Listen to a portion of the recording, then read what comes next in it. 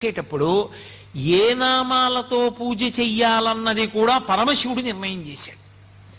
అరుణాచల క్షేత్రంలో ఈ నామాలతోటే నాకు పూజ, ఇతర నామములు కూడా పలకవచ్చు, ఆడవచ్చు, కానీ ఈ నామములే నా దగ్గర పలకాలి. దాని చేత నేను ఎక్కువ ప్రీతి చెందుతాను. అలాగే అరుణాచల క్షేత్రానికి వచ్చిన వాళ్ళు అరుణాచలంలో కూర్చుని చక్కగా సామూహికంగా భక్తులందరూ కూర్చుని ఒకరు చెప్తుంటే మిగిలిన వాళ్ళు చెప్తూ ఉండాలి ఆ నామాలు. ఆ నామాలన్నీ గౌతమ మహర్షికి చెప్పి గౌతమ మహర్షి చేత సంకలనం చేయించాడు పరమేశ్వరుడు. మీ యొక్క సౌకర్యం కోసం నేను ఆ నామాలు తీసుకొచ్చాను. ఒకసారి మీకు నేను చదివి వినిపిస్తాను. అందున కార్తీక సోమవారం ఇవాళ ఏకాదశి తిథితో ఉంది, పరమపావనమైనటువంటి తిథి కనుక ఒకసారి వినండి. ఆయనే చెప్పినటువంటి నామాలు, అరుణాచల క్షేత్రంలో ఈ నామాలు చెప్పాలి అని.